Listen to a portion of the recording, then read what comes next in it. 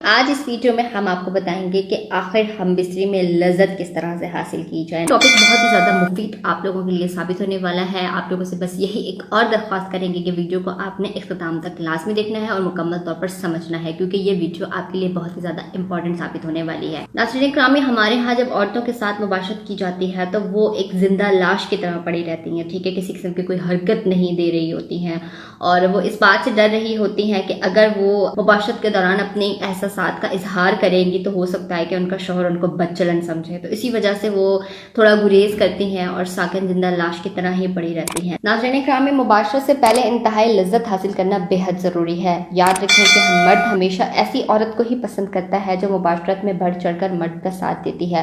ناظرین کرام، مباشرت میں کثرت عورت کے لیے کسی بھی حوالے سے نقصان دہ ثابت نہیں ہوتی، جتنی بار کی جائے اتنی بار ہی عورت کو فائدہ ہوتا ہے۔ ناظرین، ہمارے ہاں جو سب سے بڑا مسئلہ ہے وہ جنسی تعلیم کی کمی ہے، جس کی وجہ سے بہت سی لڑکیاں اپنے گھروں میں خوشحال نہیں رہتی ہیں۔ وہ مباشرت کو عذاب سمجھ لیتی ہیں، حالانکہ مباشرت تو بے حد لذت اور سکون کا نام ہے۔ ناظرین، مباشرت میں ہر طرح سے لطف ہی لطف ہوتا ہے۔ ہاں، تکلیف دہ ان نئی لڑکیوں کے لیے، ان دلہنوں کے لیے ہوتا ہے جن کی نئی شادی ہوئی ہوتی ہے، مگر بعد میں ان کے لیے بھی لطف کا باعث ہوتا ہے۔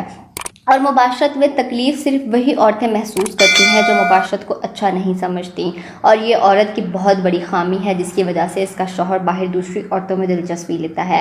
ناظرین، جو عورتیں شوہر کا مباشرت کے دوران بالکل بھی ساتھ نہیں دیتی تو وہ مرد حضرات اپنی بیوی کو بالکل بھی پسند نہیں کرتے اور غصے کی حالت میں رہتے ہیں، چڑچڑاپن رہتا ہے ان کے اندر۔ مباشرت دونوں میاں بیوی کے لیے بے حد ضروری ہے اور اس کے اندر سکون بہت ہی زیادہ اہم کردار ادا کرتا ہے۔ ناظرین اکرامی، اب ہم آپ کو لے کے چلتے ہیں ایک بہترین مباشرت کی طرف کہ آخر ایک بہترین مباشرت کس طرح سے کی جائے، ٹھیک ہے، ایسی مباشرت جس میں بے حد لذت ہو۔ اس کے لیے آسان سا طریقہ کچھ اس طرح سے ہے کہ ناظرین، آپ دونوں پارٹنر نے اس بات کا خاص خیال رکھنا ہے کہ جب آپ دونوں ایک دوسرے کے قریب جائیں تو آپ لوگوں کو پتہ ہونا چاہیے کہ آپ کا ہسبینڈ یا آپ کی بیوی کو کون سی خوشبو پسند ہے، ٹھیک ہے، آپ کے جسم سے اس خوشبو کا آنا بے حد ضروری ہے۔ اس کے بعد پھر جو ہمارا دوسرا پوائنٹ ہے وہ یہ ہے کہ مرد ہو یا عورت ہو، دونوں کو چاہیے کہ وہ ایک دوسرے کے جسم کے ساتھ چھیڑ چھاڑ کریں۔ مرد کو چاہیے کہ اپنے ہونٹ اور ہاتھ سے عورت کے جسم پر چھیڑ چھاڑ کرے، اس کی گردن پہ بوسہ دے اور عورت کو سرور میں لے کر آئے، ٹھیک ہے، عورت کی چھاتی کو پکڑے اور بوسہ دے اس کو۔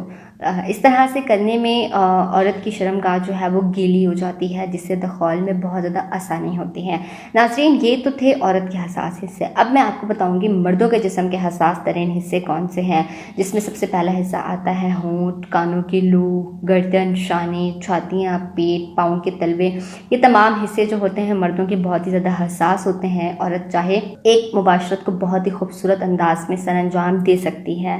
ناظرین، اس بات کا خاص خیال رکھیں کہ لذت اس وقت ممکن ہوتی ہے جب میاں بیوی دونوں راضی ہوں اور دماغی طور پر سکون میں ہوں۔ ناظرین کرامی، اگر عورت مباشرت کے لیے تیار ہے تو اس کی خاص نشانی کچھ یہ ہوگی کہ جسمانی اور جذباتی تبدیلیاں عورت کی رونما ہونا شروع ہو جائیں گی، ٹھیک ہے، عورت کی چھاتی جو ہے وہ ٹائٹ ہو جاتی ہے، آنکھوں میں خمار نظر آنے لگتا ہے، شرمگاہ گیلی ہو جاتی ہے، جسم گرم ہو جاتا ہے، جسم کے خون کی گردش تیز ہو جاتی ہے، سانس کی رفتار تیز ہو جاتی ہے۔ ناظرین یاد رکھیں، ہم بستری کرتے وقت جسم سے لباس کو اتار لیں، اور لباس جو ہے وہ بڑا اہم کردار ادا کرتا ہے، اور کوشش کریں کہ ایسا کوئی لباس نہ پہنے جس کو اتارتے وقت کسی قسم کا مسئلہ آپ کو درپیش ہو، جیسا کہ کوئی ایک بٹن ہو گیا یا پھر کوئی ہک ہو گیا جس وجہ سے آپ کی جو سکون ہے اس میں بے سکونی پیدا ہو جائے، ٹھیک ہے، تو کوشش کریں کہ ایسا لباس پہنے جس کو اتارنے میں بہت ہی زیادہ آسانی ہو۔ ناظرین، بے حد لذت کے لیے خواتین کو چاہیے کہ وہ اپنے جسم کو ڈھیلا چھوڑ دیں۔